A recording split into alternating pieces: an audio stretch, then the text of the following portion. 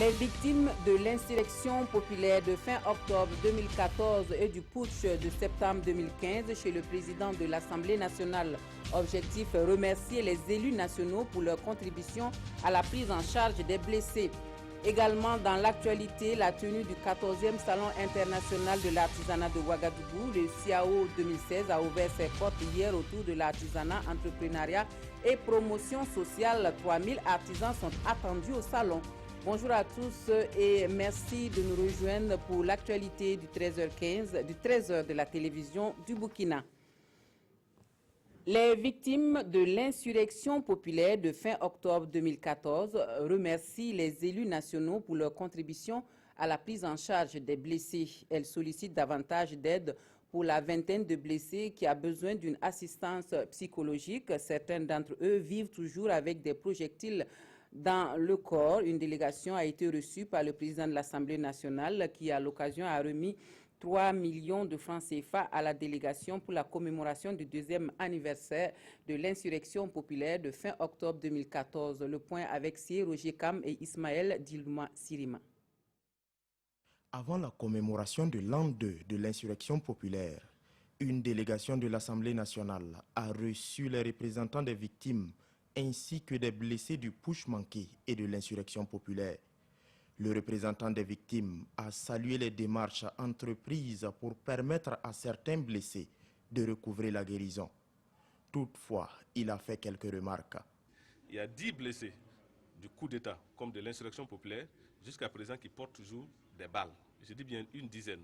Nous avons également 9 blessés qui ne portent plus des balles, mais qui ont de certains... Bon, leur état est quand même jugé critique par les médecins qui sont venus les consulter. À cet effet, le président de l'Assemblée nationale a prévu revoir les représentants des victimes et des blessés pour leur redonner une joie de vivre. Il a aussi signalé qu'il faut que justice soit faite.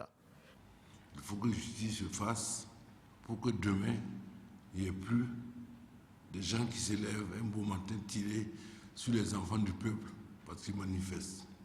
Nous tenons encore à vous rendre hommage, à vous dire merci pour votre sacrifice. Et le peuple du Burkina Faso, à travers sa représentation nationale, vous serez toujours solidaires. Pour l'occasion, l'Assemblée nationale a remis la somme de 3 millions de francs CFA à l'Association des blessés de l'insurrection populaire pour la commémoration du 2e anniversaire de la chute du régime Compaoré. Et puis, à l'occasion de la commémoration de ce 2e anniversaire de l'insurrection populaire, 2 grands rendez-vous ce soir sur la télévision nationale. L'adresse du président du Faso à la nation à suivre en intégralité à 20h. Et puis à 21h, soirée de souvenirs et de débats dans une émission spéciale animée par Jean-Emmanuel Ouedraogo et Edmond Koulibaly. Autour de la table, les acteurs politiques, les organisations de la société civile, les blessés et les familles de victimes. Rendez-vous donc ce soir sur la chaîne au cœur des grands événements.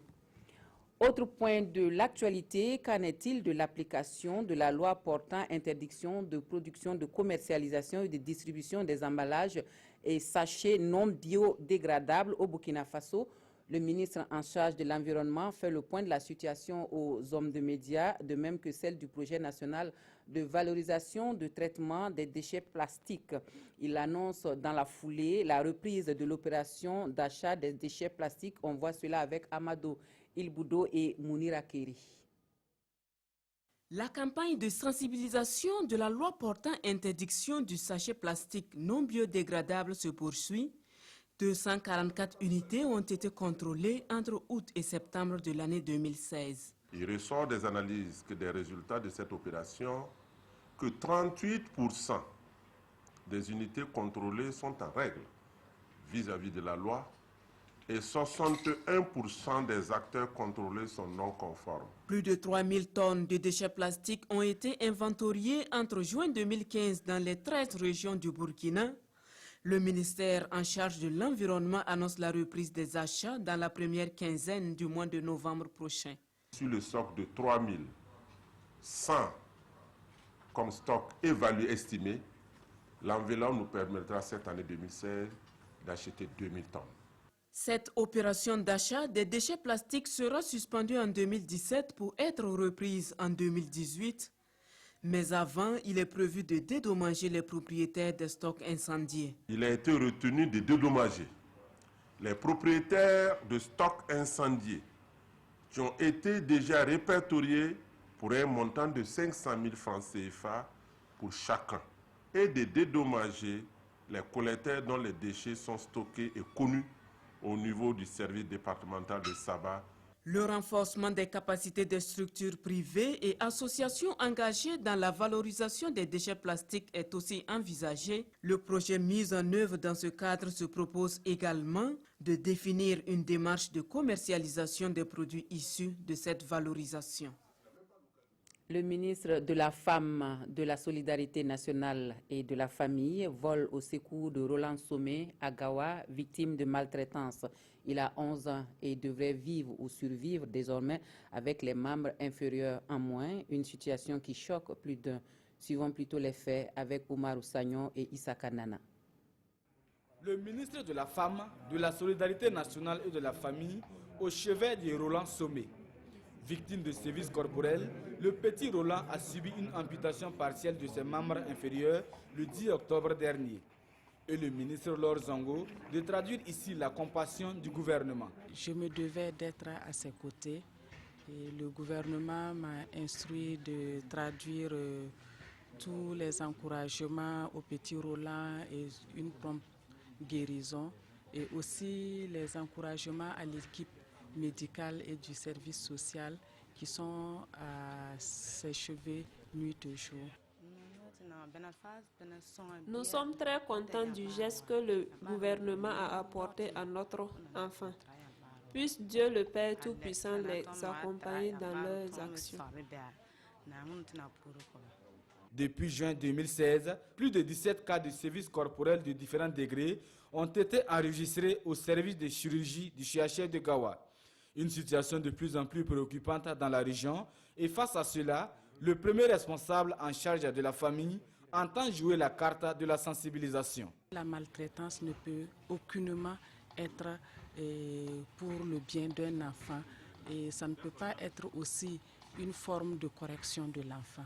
Ce qui peut être fait, je crois que c'est une large diffusion de l'information et une sensibilisation sur les questions relatives aux droits et à la protection des enfants. Pour rappel, Roland Somé, âgé de 11 ans, a été victime de maltraitance de la part de son oncle qui l'aurait accusé de vol. Ligoté toute une journée, ses sévices ont entraîné une paralysie de ses membres inférieurs et supérieurs. Autre point de l'actualité, le ministère de l'Éducation nationale et de l'alphabétisation et l'UNESCO se donnent la main pour booster l'incivisme hors des établissements scolaires. La Semaine nationale de la citoyenneté devrait contribuer à promouvoir les bonnes pratiques sociales. Le thème de cette semaine est une interpellation pour plus de responsabilité des acteurs de l'éducation pour un ancrage du civisme et de la citoyenneté en milieu scolaire. Mathias Drabo, Zubaviel Daniel Dabiré, David Dabiré et Omar Zombri. Avec le lancement de cette semaine dédiée à la promotion des valeurs de paix, de solidarité et de civisme en milieu scolaire, les autorités veulent ainsi contribuer à l'apaisement d'un milieu durement éprouvé ces dernières années. À travers sketchs, recommandations et motions, les élèves ont du reste montré leur intérêt pour cette activité. De nos jours, il y a beaucoup d'actes civiques, il y a le désordre, mais au moins avec cette semaine et le message qui a été lancé, j'espère que mes camarades pourront prendre conscience de leurs actes et essayer d'y remédier afin de contribuer au développement. En vue de garantir le succès de la semaine, les enseignants sont en première ligne. Ils devront assurer l'enseignement de la citoyenneté à l'école et surtout donner le bon exemple. Nous devons donner l'exemple, nous comporter de façon civique et nos enfants, les scolaires, apprendront de ce comportement exemplaire, le civisme que nous voulons leur apprendre. Donc ça commence d'abord par nous. Mais l'idée de le lancer à l'école, c'est pour aussi amener la contribution du monde de l'éducation à la recherche de ce civisme que nous prônons. Plusieurs activités sont au menu de cette semaine de la citoyenneté, notamment des conférences publiques, des émissions de débat et des formations à l'intention des enseignants. Nous allons à l'est où les maires leaders étaient sous le feu des projecteurs à Gaïri. C'est une manifestation de la reconnaissance des forces vives et des autorités régionales à ces femmes qui contribuent efficacement à l'amélioration de la santé de la mère et de l'enfant grâce au programme FASO, un projet financé par le gouvernement américain et exécuté par des ONG sur le terrain. Rasmata Ouedraogo, Amidou Lankwande et Mahamadi Ouedraogo. La population de Gaïri magnifie la journée communale des mères leaders. L'initiative est du projet Programme FASO. Ce projet financé par le gouvernement américain et mis en œuvre à l'Est par l'ONG Tintoa vise à promouvoir la santé maternelle et infantile au niveau communautaire à travers la réduction de la vulnérabilité à l'insécurité alimentaire. Le programme FASO a trois grandes composantes, l'agriculture, la santé et la nutrition, et la gouvernance locale qui vise à renforcer les structures communautaires afin de porter et de pérenniser les acquis que le programme FASO aurait fait. Dans le district sanitaire de Gaïri, le programme FASO mobilise plus de 2000 mères leaders et 79 promoteurs de santé dans son volet dénommé les Care Group. Ces derniers œuvrent pour une meilleure adoption des pratiques appropriées de santé, de nutrition et d'hygiène au profit de la population. Ça nous a servi beaucoup. Les enfants ne tombent plus malades. On a eu formation de l'hygiène, comment s'entretenir, la nourriture et l'environnement. Il n'y a pas de problème entre moi avec mon mari. Une visite de stand sur la valorisation des produits locaux a mis fin à cette cérémonie de commémoration de la journée communale des mères leaders à Gaïri. Et pour le mot de sport de ce journal, sachez que c'est parti depuis hier pour le 29e Tour cycliste du Faso. La première étape Ouagadougou-Koupela a été remportée par Mathias Sorgo du Burkina qui endosse le maillot jaune. La deuxième étape Boussé-Ouéguia, longue de 130 km, sera courue aujourd'hui. Le top de départ a été donné en présence du chef de l'État burkinabé Roch-Marc Christian Kaboré, du président de l'Assemblée nationale Salifou Diallo. Nous aurons des échos de ce tour du Faso dans nos prochaines éditions. Actualité hors de chez nous, à moins de 2 semaines de l'élection présidentielle américaine, la candidate démocrate est dans la tourmente. Donc, Hillary Clinton est rattrapée par une affaire d'email lorsqu'elle était secrétaire d'État. C'est un coup dur pour Hillary Clinton. À 10 jours de l'élection présidentielle, le FBI a décidé de relancer l'enquête dans l'affaire de sa messagerie privée qu'elle a utilisée lorsqu'elle était secrétaire d'État, au risque d'exposer des informations confidentielles. Le FBI a en effet annoncé avoir découvert de nouveaux emails jugés pertinents. Depuis le déclenchement de cette affaire, beaucoup d'Américains estiment qu'elle est malhonnête. Le peuple américain mérite de connaître immédiatement les faits, a-t-elle réagi. Le directeur lui-même a dit qu'il ne savait pas si les emails mentionnés dans sa lettre sont importants ou non. Nous ne connaissons pas les faits, c'est pourquoi nous demandons au FBI de publier toutes les informations dont il dispose. Pour Donald Trump, au contraire, c'est une aubaine. Il espère que ce rebondissement va lui permettre de rattraper un peu son retard. Depuis le début de la campagne, il n'a eu de cesse d'attaquer Hillary Clinton sur cette affaire des emails. C'est plus gros que le Watergate, a-t-il affirmé. La corruption d'Hillary Clinton atteint un niveau qui n'a jamais été égalé.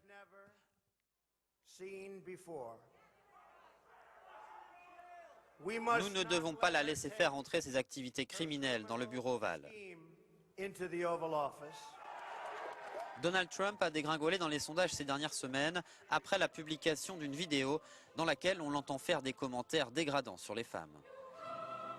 Au Yémen, l'épidémie de choléra apparue en début de ce mois gagne du terrain. Des milliers d'enfants auraient succombé à la maladie et de nombreux cas recensés à travers le pays. La crise humanitaire s'aggrave au Yémen. L'épidémie de choléra apparue début octobre et jusque-là confinée selon l'ONU à la capitale Sanaa gagne du terrain. 9 personnes sont mortes à Aden, la grande ville du sud du pays. La guerre qui déchire le Yémen a entraîné une dégradation de la situation sanitaire. Ce vendredi, le porte-parole de l'OMS a dressé un sombre constat. Les derniers chiffres indiquent que le nombre de cas de choléra est en augmentation, a-t-il dit. À ce jour, 1410 cas suspects ont été recensés dans 10 des 23 gouvernorats du Yémen. In 10 out of Yemen's 23 governorates. Le conflit au Yémen a fait 10 000 morts et déplacé au moins 3 millions de civils selon l'ONU. 1,5 million d'enfants souffrent de malnutrition aiguë et 370 000 de malnutrition sévère. Selon l'UNICEF, près de 10 000 enfants de moins de 5 ans seraient morts faute de soins. Le système de santé yéménite est en ruine.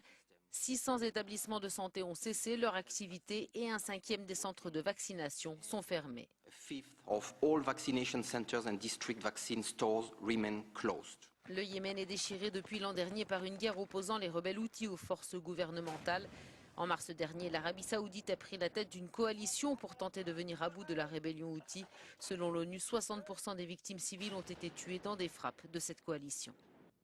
Pour les échos du Tour cycliste du Faso, comme nous l'annoncions il y a quelques instants, l'étape Boussé-Ouéguia, la deuxième étape donc courue aujourd'hui, a vu la victoire de l'Érythréen Salomon. Le maillot jaune reste burkinabé avec Mathias Sorgo. Et pour finir, je vous rappelle qu'à l'occasion de la commémoration du deuxième anniversaire de l'insurrection populaire, 2 grands rendez-vous ce soir sur la télévision nationale. L'adresse du président du Faso à la nation à suivre en intégralité à 20h. Et puis à 21h, soirée de souvenirs et de débats dans une émission spéciale animée par Jean-Emmanuel Ouedraogo et Edmond Koulibaly. Autour de la table, les acteurs politiques, les organisations de la société civile, les blessés et les familles de victimes.